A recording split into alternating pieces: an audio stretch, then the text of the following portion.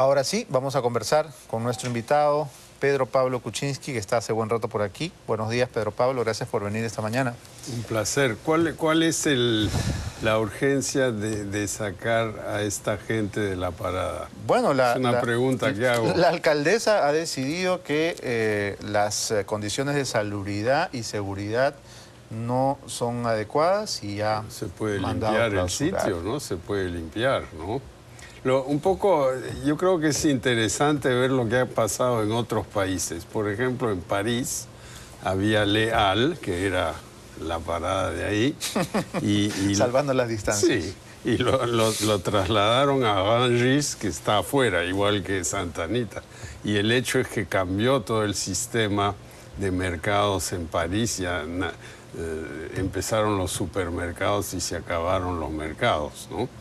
Y nadie va a Rungis. Antes uno iba aux Halles a comer sopa de cebolla en la noche, en fin, era muy bonito. Ahora, eso es un comentario... A la parada se va a tomar caldo de gallina. Exacto, es un comentario sentimental. No, claro, ¿no? Pero ¿cuál es el apuro? Lo que hemos visto es que los comerciantes no tienen la menor intención de moverse de ahí. Y si empieza a llegar la fuerza pública, esto puede generar un nuevo desastre. Claro, y se tienen que ubicar en un nuevo sitio donde de repente no hay el tráfico comercial que ellos desean, ¿no?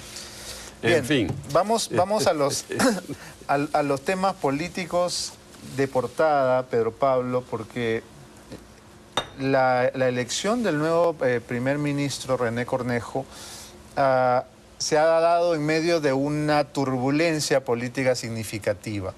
Es interesante conversar contigo sobre el tema porque entiendo que René Cornejo ha sido parte de su equipo de trabajo, ¿no? Jefe de planificación de Alianza por el Gran Cambio.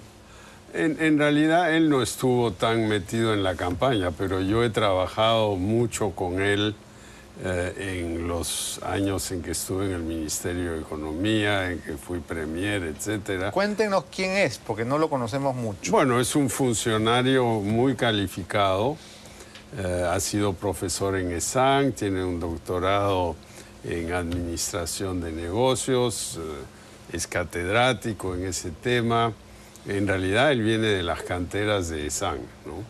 Ha trabajado con prácticamente todos los gobiernos recientes. Así es. Fujimori, García, Toledo y ahora Humala. Claro, es un alto funcionario, como no hay muchos en el Perú, pero él es ciertamente uno de ellos, una persona absolutamente competente, que estuvo en la ONP, estuvo en Mi Vivienda, estuvo en Proinversión, o sea que él conoce muy bien las principales actividades del Estado. Yo creo que es un buen nombramiento como ministro.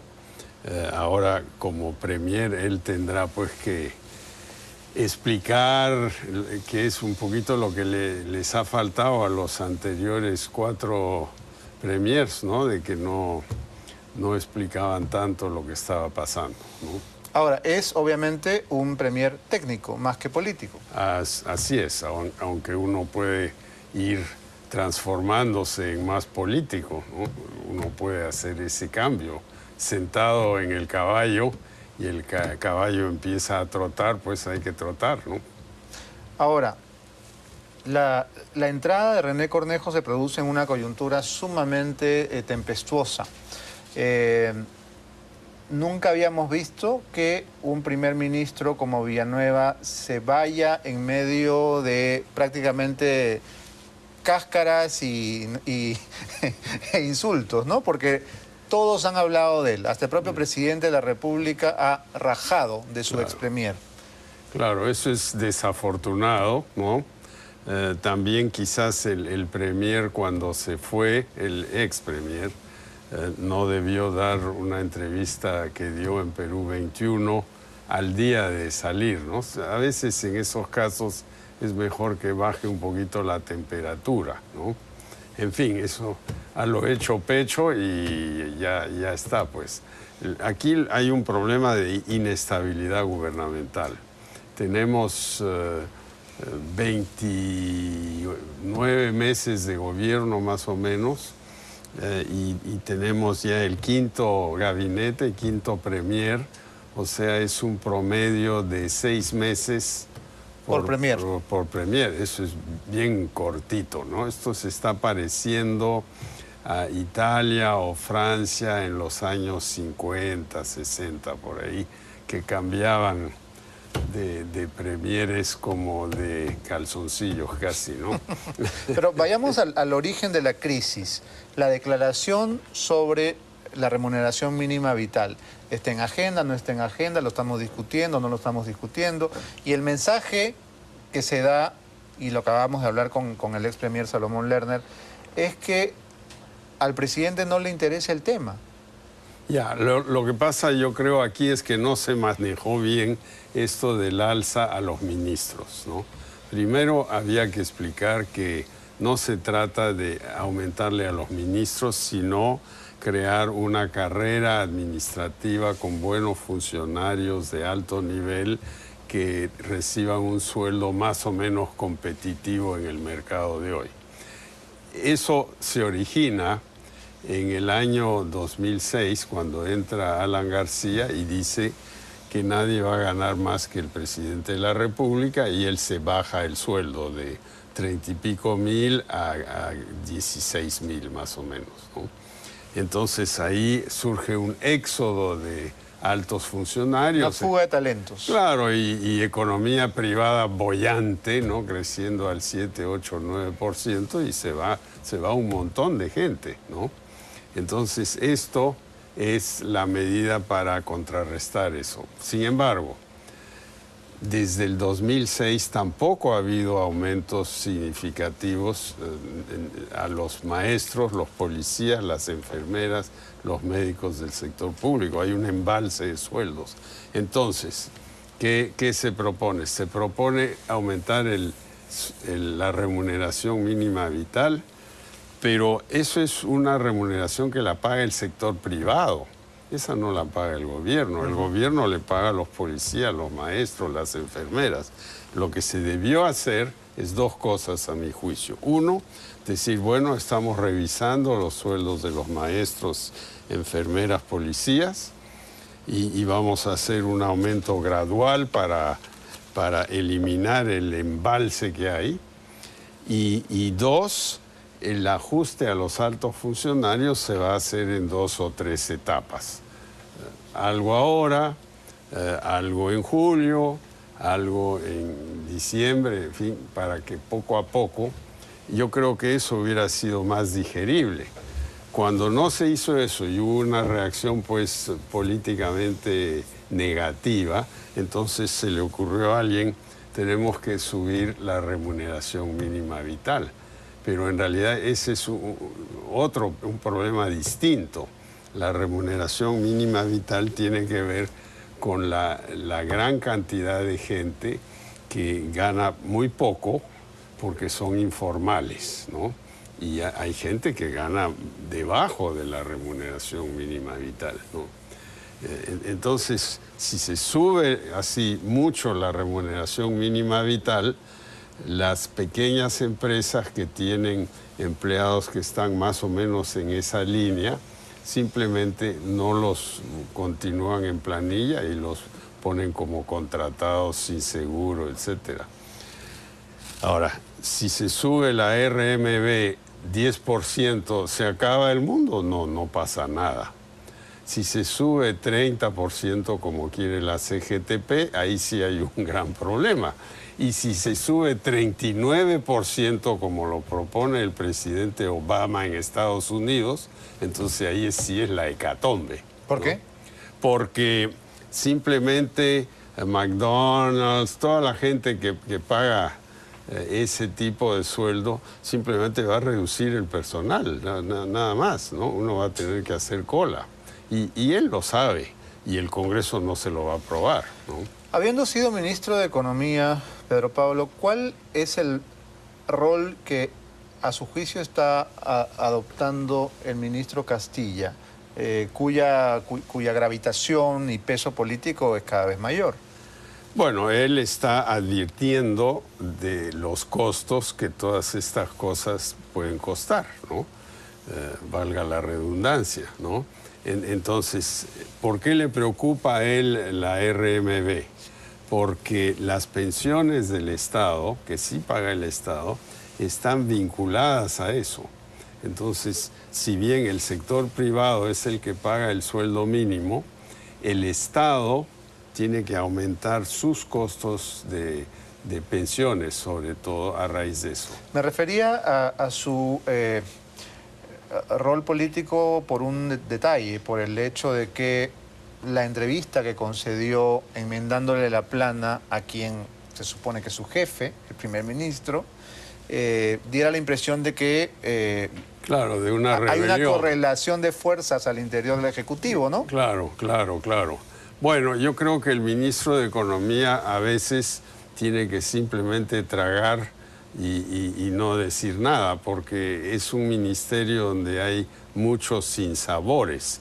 Por ejemplo, si uno hace la suma de lo que piden todos los ministerios para el presupuesto anual de la República, sería 5 o 6 veces el presupuesto real, ¿no? Entonces el ministro de Economía y los funcionarios del ministerio, sobre todo el director de presupuesto, están siempre frenando, ¿no? Frenando, tratando de impedir, ¿no? Entonces es una reacción natural de parte del ministro decir, bueno, yo no estoy de acuerdo, etcétera. Pero a veces es estas mejor diferencias no decir deberían nada. dirimirse en público, en los medios, ¿no? No, en público no. Porque la impresión que da es que cada uno se dispara por su lado. Claro, claro, claro. Y después han tratado de decir, bueno, la RMB siempre está en la agenda nacional, porque claro, se habla de ella en la Constitución, ¿no? Pero al final yo creo que lo que necesitamos aquí es estabilidad, un gabinete que dure hasta el final del gobierno, que la economía se desarrolle, que controlemos bien las cosas y que no gastemos 6, 7 mil millones de dólares en una línea de tren. En la línea 2 es un costo pues que está completamente fuera de control, ¿no? Fuera de la realidad, en todo caso. Fuera de la realidad y en todo caso, si se quiere hacer esa línea, que yo creo que hay que hacer el metro, absolutamente hay que hacer el metro, entonces prolonguemos la línea a donde están los pasajeros, en Ventanilla, hay 200, 300 mil personas ahí y todo eso es por la superficie, ¿no? Ahí no va a haber ningún túnel. Tenemos que ir a una pausa, pero quiero antes pedirle su análisis sobre la nueva crisis que se ha generado por la figura de la primera dama.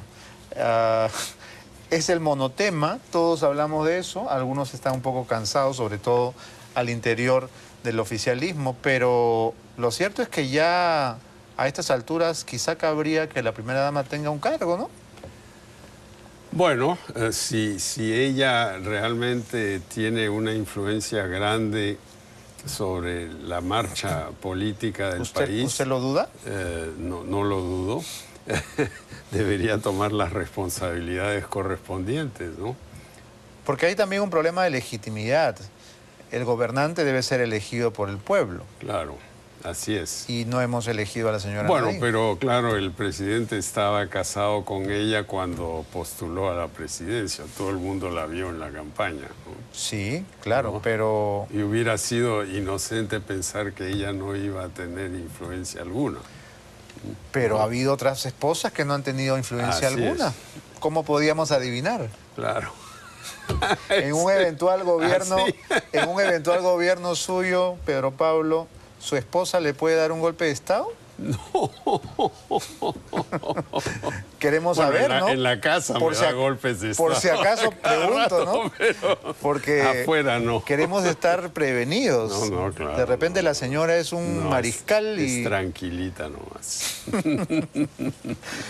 Pero los propios ex primer ministros admiten que esto ha ido increciendo. Ella evidentemente es una mujer capaz, inteligente, pero cada vez ha ido concentrando más poder. ¿Esto es bueno para la democracia? Yo diría que hay que tener mucho cuidado y respondiendo a la pregunta, no es bueno para la democracia. ¿Qué hacer? Bueno, hay que moderarse, pues igual que las declaraciones entredichos que hubo entre los ministros, de vez en cuando no hacer nada es mejor que meterse demasiado. Bien. Tenemos que hacer una pausa. Ya regresamos, esto es 90 Matinal. Muy bien, estamos de regreso, seguimos conversando con Pedro Pablo Kuczynski y toda la gente en las redes sociales me pide que le pregunte sobre su alianza con Absalón Vázquez, que sería, de acuerdo a lo que apareció en los medios, una carta para la presidencia regional de Cajamarca. Bueno, ¿Fue un exceso de entusiasmo? No hay ninguna alianza. No hay. No. Okay. Nosotros apoyamos en diversas regiones a los que pensamos que van a hacer el mejor gobierno. Por ejemplo, esta tarde estaré en Iquitos apoyando a Fernando Meléndez de MIL, Movimiento Indigenista Loretano. Yo creo que en Cajamarca, si hay que escoger entre Santos, con el descalabro económico que él ha causado, y Absalón.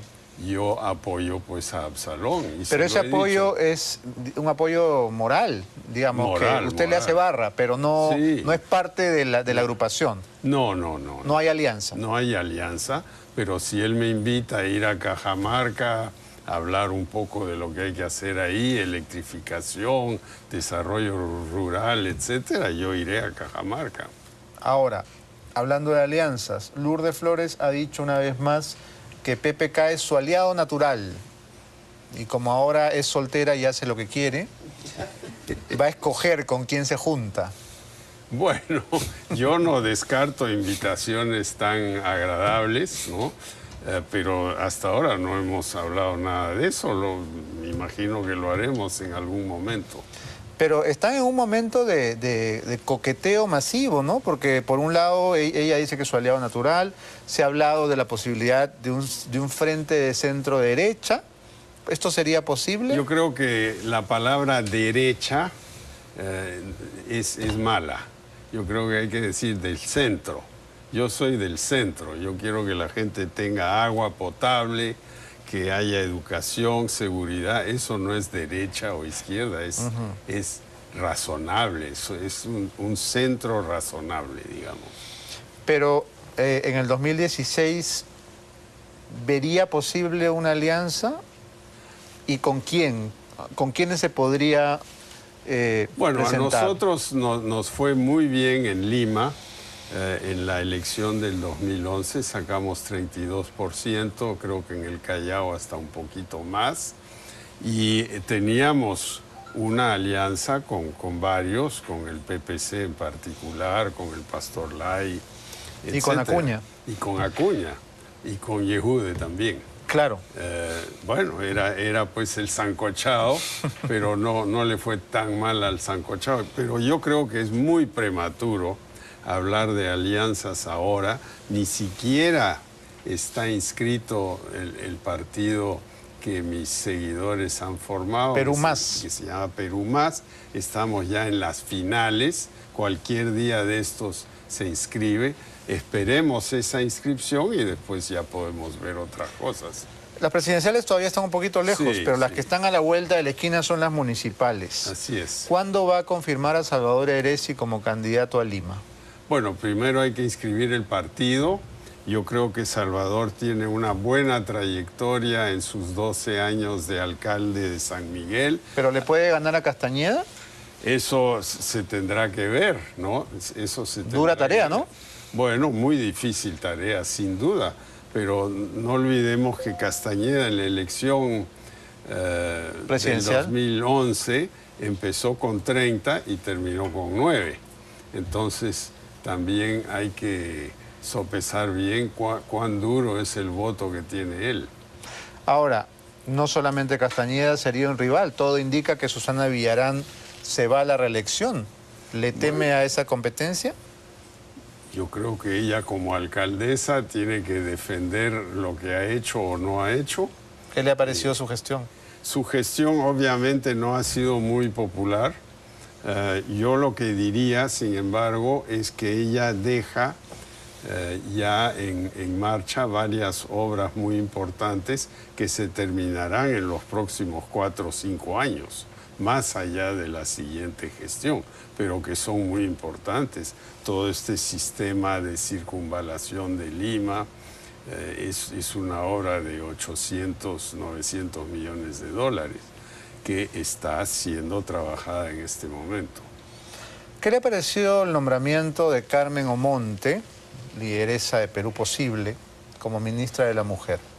Bueno, ella es una participante reciente en Perú Posible, es una figura simpática y yo le deseo todo lo mejor, ¿no?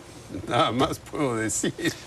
Bueno, pero llama la atención que en una coyuntura tan complicada para el expresidente Toledo, cuando se está presentando ante la Fiscalía con su esposa para responder sobre las famosas casas, el gobierno dé una muestra de confianza, ¿no? Al partido de Perú Posible. Claro, es como reafirmar los votos matrimoniales.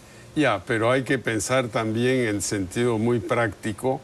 El gabinete debe ir al Congreso para ser aprobado y van a necesitar los votos más allá de Gana Perú, si no, no va a ser aprobado el gabinete, porque ya Keiko dijo que su bloque vota no, ¿no? Claro, pero los rumores decían que Carmen Omonte quería irse de Perú Posible luego de todo este desastre y que una manera de retenerla ha sido enamorarla con el ministerio, ¿no? Ministerio. Bueno, puede ser cierto, no sé. Yo la verdad es que no estoy en ese teje y maneje político de... No porque no le interese, ¿no? A mí lo que me interesa es más bien los resultados físicos, ¿no? La seguridad, el agua, la educación, que son los temas que preocupan a la gente, la basura, el mercado, en fin, lo que vimos al principio de este programa. Esos son los temas que le interesan a la gente, más que si se mueve una ficha de aquí a allá. Que la política se trata de eso, ¿no? Es un ajedrez. Bueno, sí, pero yo creo que es un ajedrez en el cual hay que pensar en el público, porque si no, ese ajedrez no vale nada. En las encuestas que se publican cada mes, usted tiene siempre el nivel más bajo de desaprobación, ¿no es verdad? Que es un capital importante. Sí. No necesariamente le gusta a todo el mundo, pero menos porcentaje de peruanos lo desaprueban. ¿A qué lo atribuye? No sé. No tiene idea. No sé. Bueno, de repente a que soy quien soy, no sé, que sonrío, hago chistes, ¿no?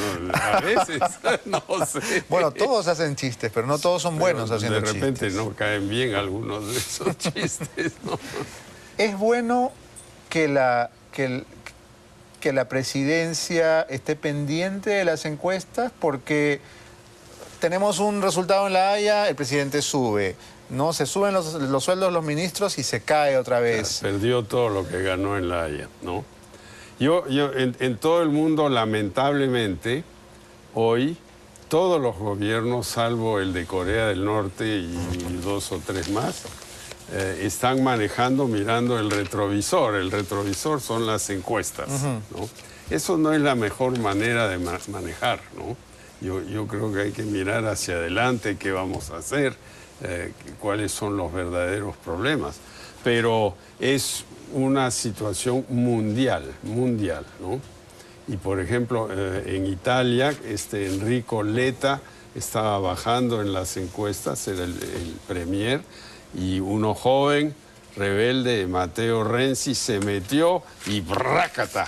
Lo derrocó al otro, ¿no? Fue un golpe civil, un golpe de Estado casi, ¿no? Y eso pasa en muchos sitios. Ahora, comentábamos en el corte que hoy en los titulares de los diarios aparece que la ministra Omonte tiene acciones en una minera. ¿Esto es incompatible con el ejercicio ministerial? No. ¿Cuál sería el problema? No, el problema sería si ella utiliza esta minera para recibir contratos del Estado. Pero la minera, ella simplemente la pone en una fiducia, declara cuando ingresa al ministerio, yo soy accionista de esto, y lo pongo todo en fiducia ante el notario tal. Y se acabó, no hay problema. Siempre que lo declare. Lo declara, sí, no hay problema.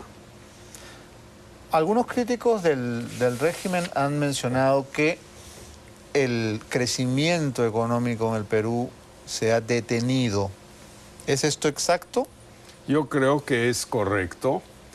Lo que hemos visto el año pasado es que la inversión, que es el gran motor del crecimiento, creció solo 3,8%, la economía creció al 5%, entonces eso nos dice que para este año el crecimiento seguramente va a ser flojo. Ahora, esto puede cambiar porque hay varias grandes minas que están en construcción ahora, entre ellas Cerro Verde, Las Bambas, Toromocho, Constancia en el Cusco, que van a dar un inmenso empuje al crecimiento de la construcción este año, ¿no? Entonces, al final, yo creo que en la segunda mitad del año vamos a estar creciendo más cerca del 6%. La exministra de Producción, Gladys Tribeño, ha declarado ayer al Diario de la República que ella fue sacada del ministerio por las presiones de las pesqueras, por un lobby poderoso que la sacó de su cargo. ¿Le parece creíble?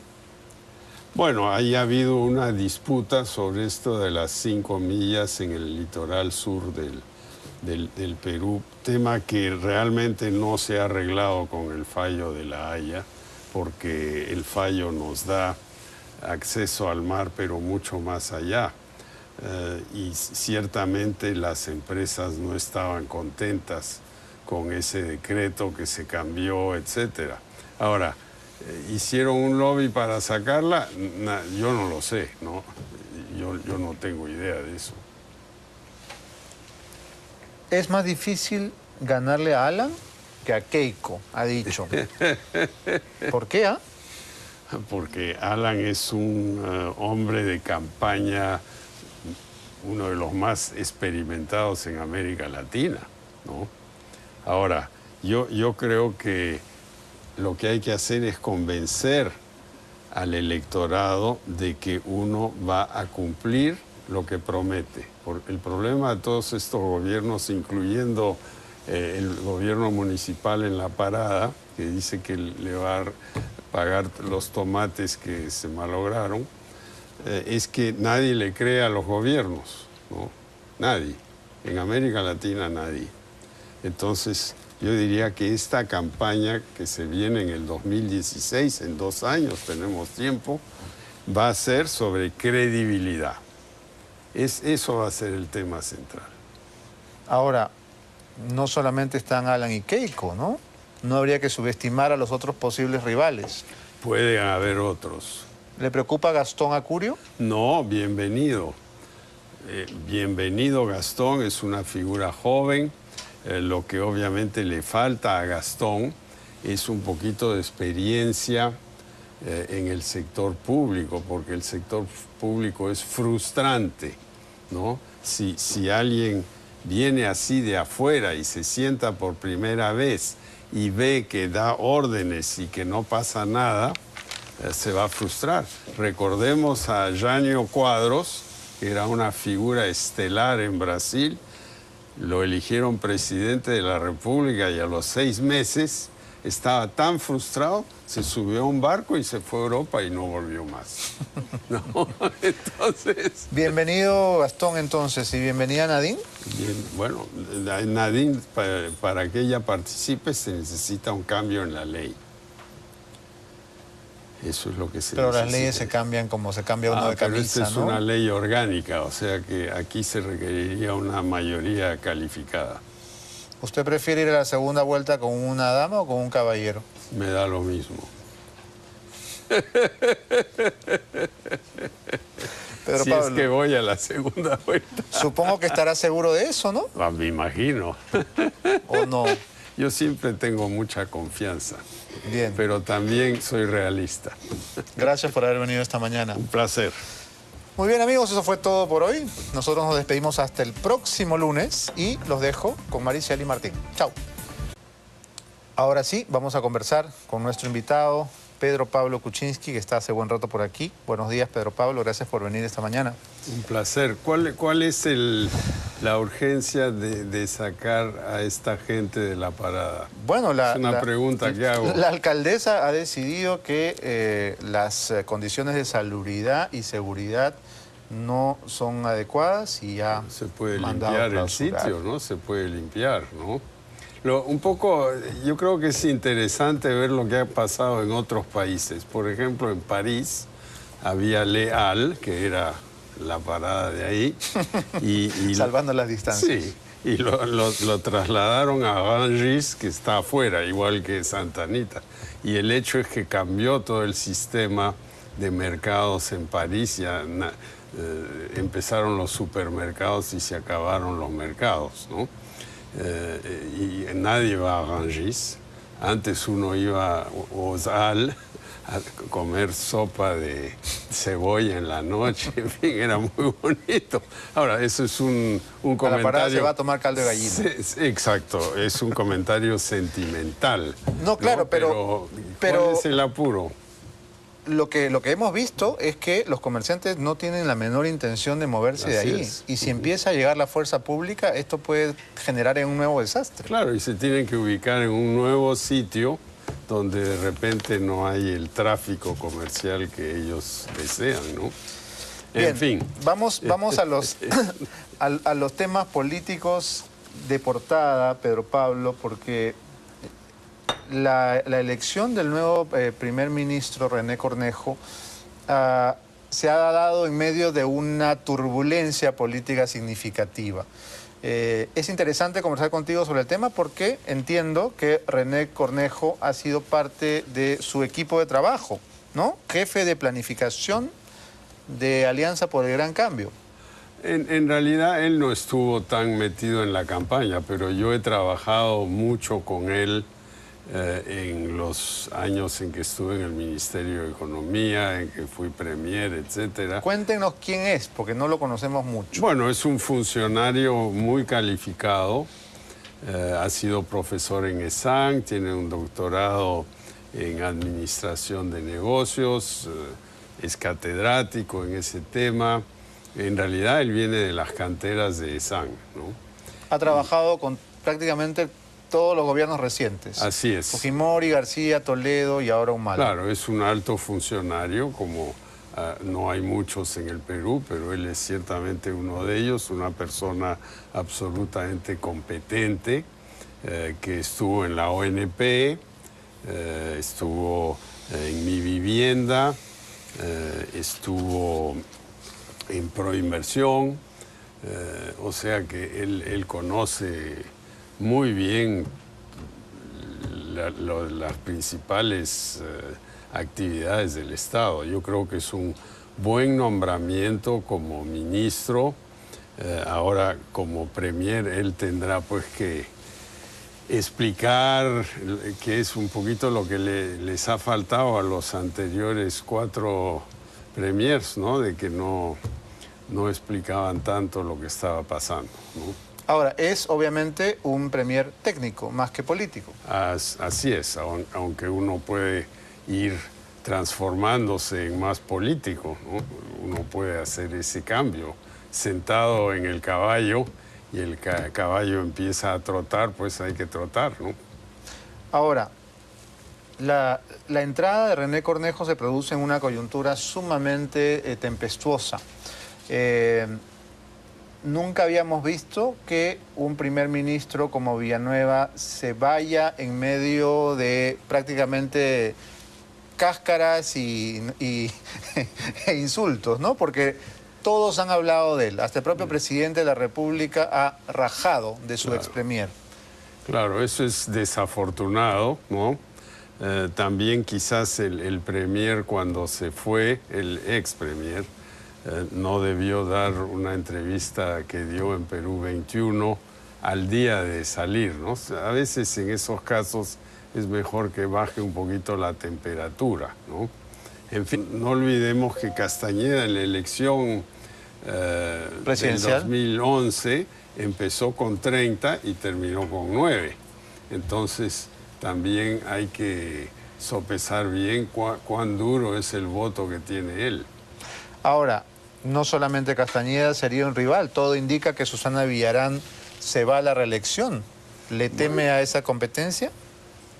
Yo creo que ella como alcaldesa tiene que defender lo que ha hecho o no ha hecho. ¿Qué le ha parecido su gestión? Su gestión obviamente no ha sido muy popular. Yo lo que diría, sin embargo, es que ella deja ya en marcha varias obras muy importantes que se terminarán en los próximos 4 o 5 años, más allá de la siguiente gestión, pero que son muy importantes. Todo este sistema de circunvalación de Lima es una obra de 800, 900 millones de dólares que está siendo trabajada en este momento. ¿Qué le pareció el nombramiento de Carmen Omonte, lideresa de Perú Posible, como ministra de la Mujer? Bueno, ella es una participante reciente en Perú Posible, es una figura simpática y yo le deseo todo lo mejor, ¿no? Nada más puedo decir. Bueno, pero llama la atención que en una coyuntura tan complicada para el expresidente Toledo, cuando se está presentando ante la Fiscalía con su esposa para responder sobre las famosas casas, el gobierno dé una muestra de confianza, ¿no? Al partido de Perú Posible. Claro, es como reafirmar los votos matrimoniales. Ya, pero hay que pensar también en sentido muy práctico. El gabinete debe ir al Congreso para ser aprobado y van a necesitar los votos más allá de Gana Perú, si no, no va a ser aprobado el gabinete, porque ya Keiko dijo que su bloque vota no, ¿no? Claro, pero los rumores decían que Carmen Omonte quería irse de Perú Posible luego de todo este desastre y que una manera de retenerla ha sido enamorarla con el ministerio, con el ¿no? Ministerio. Bueno, puede ser cierto, no sé. Yo la verdad es que no estoy en ese teje y maneje político de... No porque no le interese, ¿no? A mí lo que me interesa es más bien los resultados físicos, ¿no? La seguridad, el agua, la educación, que son los temas que preocupa a la gente, la basura, el mercado, en fin, lo que vimos al principio de este programa. Esos son los temas que le interesan a la gente, más que si se mueve una ficha de aquí a allá. Que la política se trata de eso, ¿no? Es un ajedrez. Bueno, sí, pero yo creo que es un ajedrez en el cual hay que pensar en el público, porque si no, ese ajedrez no vale nada. En las encuestas que se publican cada mes, usted tiene siempre el nivel más bajo de desaprobación, ¿no es verdad? Que es un capital importante. Sí. No necesariamente le gusta a todo el mundo, pero menos porcentaje de peruanos lo desaprueban. ¿A qué lo atribuye? No sé. No tiene idea. No sé. Bueno, de repente a que soy quien soy, no sé, que sonrío, hago chistes, ¿no? A veces, no sé. Bueno, todos hacen chistes, pero no todos son buenos haciendo chistes. De repente no caen bien algunos de esos chistes, ¿no? ¿Es bueno que la presidencia esté pendiente de las encuestas? Porque tenemos un resultado en La Haya, el presidente sube, ¿no? Se suben los sueldos de los ministros y se cae otra vez. Perdió todo lo que ganó en La Haya, ¿no? En todo el mundo, lamentablemente, hoy, todos los gobiernos, salvo el de Corea del Norte y 2 o 3 más, están manejando mirando el retrovisor. El retrovisor son las encuestas, ¿no? Eso no es la mejor manera de manejar, ¿no? Yo creo que hay que mirar hacia adelante qué vamos a hacer, cuáles son los verdaderos problemas. Pero es una situación mundial, ¿no? Y por ejemplo, y el Congreso no se lo va a aprobar, ¿no? Habiendo sido ministro de Economía, Pedro Pablo, ¿cuál es el rol que a su juicio está adoptando el ministro Castilla, cuya gravitación y peso político es cada vez mayor?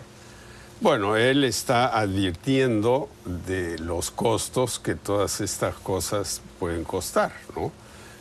Valga la redundancia, ¿no? Entonces, ¿por qué le preocupa a él la RMB? Porque las pensiones del Estado, que sí paga el Estado, están vinculadas a eso. Entonces, si bien el sector privado es el que paga el sueldo mínimo, el Estado tiene que aumentar sus costos de pensiones, sobre todo a raíz de eso. Me refería a su rol político por un detalle, por el hecho de que la entrevista que concedió enmendándole la plana a quien se supone que es su jefe, el primer ministro, diera la impresión de que claro, de una rebelión. Hay una correlación de fuerzas al interior del Ejecutivo, ¿no? Claro, claro, claro. Bueno, yo creo que el ministro de Economía a veces tiene que simplemente tragar y no decir nada, porque es un ministerio donde hay muchos sinsabores. Por ejemplo, si uno hace la suma de lo que piden todos los ministerios para el presupuesto anual de la República, sería 5 o 6 veces el presupuesto real, ¿no? Entonces el ministro de Economía y los funcionarios del ministerio, sobre todo el director de presupuesto, están siempre frenando, ¿no? Frenando, tratando de impedir, ¿no? Entonces es una reacción natural de parte del ministro decir, bueno, yo no estoy de acuerdo, etcétera. Pero a veces es mejor no decir nada. Estas diferencias no deberían dirimirse en los medios, ¿no? No, en público no. Porque la impresión que da es que cada uno se dispara por su lado. Claro. Y después han tratado de decir, bueno, la RMB siempre está en la agenda nacional, porque claro, se habla de ella en la Constitución, ¿no? Pero al final, yo creo que lo que necesitamos aquí es estabilidad, un gabinete que dure hasta el final del gobierno, que la economía se desarrolle, que controlemos bien las cosas y que no gastemos 6, 7 mil millones de dólares en una línea de tren. En la línea 2 es un costo pues que está completamente fuera de control, ¿no? Fuera de la realidad, en todo caso. Fuera de la realidad y en todo caso, si se quiere hacer esa línea, que yo creo que hay que hacer el metro, absolutamente hay que hacer el metro, entonces prolonguemos la línea a donde están los pasajeros, en Ventanilla, hay 200, 300 mil personas ahí y todo eso es por la superficie, ¿no? Ahí no va a haber ningún túnel. Tenemos que ir a una pausa, pero quiero antes pedirle su análisis sobre la nueva crisis que se ha generado por la figura de la primera dama. Es el monotema, todos hablamos de eso, algunos están un poco cansados, sobre todo al interior del oficialismo, pero lo cierto es que ya a estas alturas quizá cabría que la primera dama tenga un cargo, ¿no? Bueno, si ella realmente tiene una influencia grande sobre la marcha política del país... ¿Usted lo duda? No lo dudo. Debería tomar las responsabilidades correspondientes, ¿no? Porque hay también un problema de legitimidad. El gobernante debe ser elegido por el pueblo. Claro, así es. Y no hemos elegido a la señora Bueno, Nadine. pero claro, el presidente estaba casado con ella cuando postuló a la presidencia. Todo el mundo la vio en la campaña, ¿no? Sí, claro, ¿No? pero... Y hubiera sido inocente pensar que ella no iba a tener influencia alguna. Pero ¿no? ha habido otras esposas que no han tenido influencia Así alguna. es. ¿Cómo podíamos adivinar? Claro. En un eventual gobierno suyo, Pedro Pablo, ¿su esposa le puede dar un golpe de Estado? No.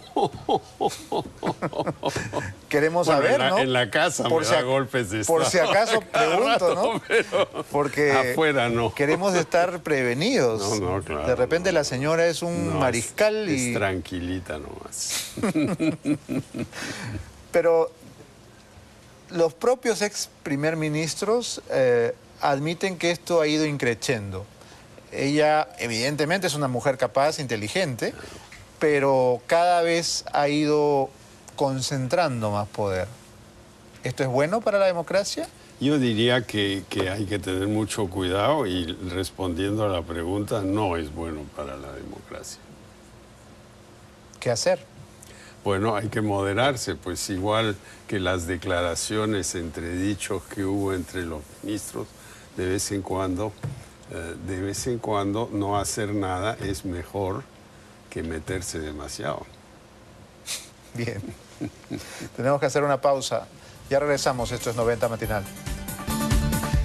Muy bien, estamos de regreso, seguimos conversando con Pedro Pablo Kuczynski y toda la gente en las redes sociales me pide que le pregunte sobre su alianza con Absalón Vázquez, que sería, de acuerdo a lo que apareció en los medios, una carta para la presidencia regional de Cajamarca. Bueno, ¿Fue un exceso de entusiasmo? No hay ninguna alianza. No hay. No. Okay. Nosotros apoyamos en diversas regiones a los que pensamos que van a hacer el mejor gobierno. Por ejemplo, esta tarde estaré en Iquitos apoyando a Fernando Meléndez de MIL, Movimiento Indigenista Loretano. Yo creo que en Cajamarca, si hay que escoger entre Santos, con el descalabro económico que él ha causado, y Absalón. Yo apoyo pues a Absalón. Pero ese apoyo es un apoyo moral, digamos, moral, que usted le hace barra, pero no, sí. No es parte de la agrupación. No. No hay alianza. No hay alianza, pero si él me invita a ir a Cajamarca, a hablar un poco de lo que hay que hacer ahí, electrificación, desarrollo rural, etcétera, yo iré a Cajamarca. Ahora, hablando de alianzas, Lourdes Flores ha dicho una vez más que PPK es su aliado natural y como ahora es soltera y hace lo que quiere, va a escoger con quién se junta. Bueno, yo no descarto invitaciones tan agradables, ¿no? Pero hasta ahora no hemos hablado nada de eso, me imagino que lo haremos en algún momento. Pero están en un momento de coqueteo masivo, ¿no? Porque por un lado ella dice que es su aliado natural, se ha hablado de la posibilidad de un frente de centro derecha. ¿Esto sería posible? Yo creo que la palabra derecha es mala. Yo creo que hay que decir del centro. Yo soy del centro. Yo quiero que la gente tenga agua potable, que haya educación, seguridad. Eso no es derecha o izquierda, es razonable. Eso es un centro razonable, digamos. Pero en el 2016, ¿vería posible una alianza? ¿Y con quién? ¿Con quiénes se podría bueno, presentar? A nosotros nos fue muy bien en Lima. En la elección del 2011 sacamos 32%, creo que en el Callao hasta un poquito más. Y teníamos una alianza con varios, con el PPC en particular, con el Pastor Lai, etc. Y con Acuña. Y con Acuña, y con Yehude también. Claro. Bueno, era pues el sancochado, pero no le fue tan mal al sancochado. Pero yo creo que es muy prematuro hablar de alianzas ahora. Ni siquiera está inscrito el partido que mis seguidores han formado. Perú Más. Que se llama Perú Más. Estamos ya en las finales. Cualquier día de estos se inscribe. Esperemos esa inscripción y después ya podemos ver otras cosas. Las presidenciales todavía están un poquito lejos, sí, pero las que están a la vuelta de la esquina son las municipales. Así es. ¿Cuándo va a confirmar a Salvador Heresi como candidato a Lima? Bueno, primero hay que inscribir el partido. Yo creo que Salvador tiene una buena trayectoria en sus 12 años de alcalde de San Miguel. ¿Pero le puede ganar a Castañeda? Eso se tendrá que ver, ¿no? Eso se tendrá Dura tarea, que ver. ¿no? Bueno, muy difícil tarea, sin duda, pero eso a lo hecho pecho y ya está, pues. Aquí hay un problema de inestabilidad gubernamental. Tenemos 29 meses de gobierno más o menos y tenemos ya el quinto gabinete, quinto premier, o sea, es un promedio de 6 meses por premier. Por premier, eso es bien cortito, ¿no? Esto se está pareciendo a Italia o Francia en los años 50, 60, por ahí, que cambiaban de premieres como de calzoncillos casi, ¿no? Pero vayamos al origen de la crisis. La declaración sobre la remuneración mínima vital. ¿Está en agenda, no está en agenda? ¿Lo estamos discutiendo, no lo estamos discutiendo? Y el mensaje que se da, y lo acabamos de hablar con el ex premier Salomón Lerner, es que al presidente no le interesa el tema. Ya, lo que pasa yo creo aquí es que no se manejó bien esto del alza a los ministros, ¿no? Primero había que explicar que no se trata de aumentarle a los ministros, sino crear una carrera administrativa con buenos funcionarios de alto nivel que reciban un sueldo más o menos competitivo en el mercado de hoy. Eso se origina en el año 2006, cuando entra Alan García y dice que nadie va a ganar más que el presidente de la República, y él se baja el sueldo de 30 y pico mil a 16 mil más o menos, ¿no? Entonces ahí surge un éxodo de altos funcionarios. Una fuga de talentos. Claro, y economía privada boyante, ¿no? Creciendo al 7, 8, 9%, y se va un montón de gente, ¿no? Entonces esto es la medida para contrarrestar eso. Sin embargo, desde el 2006 tampoco ha habido aumentos significativos a los maestros, los policías, las enfermeras, los médicos del sector público. Hay un embalse de sueldos. Entonces, ¿qué se propone? Se propone aumentar la remuneración mínima vital, pero eso es una remuneración que la paga el sector privado. Esa no la paga el gobierno. El gobierno le paga a los policías, los maestros, las enfermeras.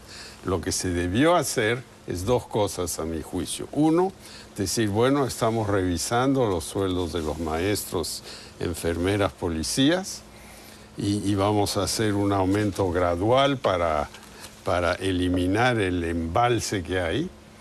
Y dos, el ajuste a los altos funcionarios se va a hacer en 2 o 3 etapas.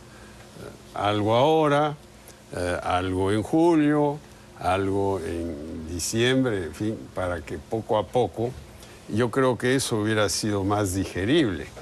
Cuando no se hizo eso y hubo una reacción pues políticamente negativa, entonces se le ocurrió a alguien, tenemos que subir la remuneración mínima vital. Pero en realidad ese es un problema distinto. La remuneración mínima vital tiene que ver con la gran cantidad de gente que gana muy poco porque son informales, ¿no? Y hay gente que gana debajo de la remuneración mínima vital, ¿no? Entonces, si se sube así mucho la remuneración mínima vital, las pequeñas empresas que tienen empleados que están más o menos en esa línea, simplemente no los continúan en planilla y los ponen como contratados sin seguro, etc. Ahora, si se sube la RMB 10%, ¿se acaba el mundo? No, no pasa nada. Si se sube 30% como quiere la CGTP, ahí sí hay un gran problema. Y si se sube 39% como lo propone el presidente Obama en Estados Unidos, entonces ahí sí es la hecatombe. ¿Por qué? Porque simplemente McDonald's, toda la gente que paga ese tipo de sueldo, simplemente va a reducir el personal, nada más, ¿no? Uno va a tener que hacer cola. Y él lo sabe.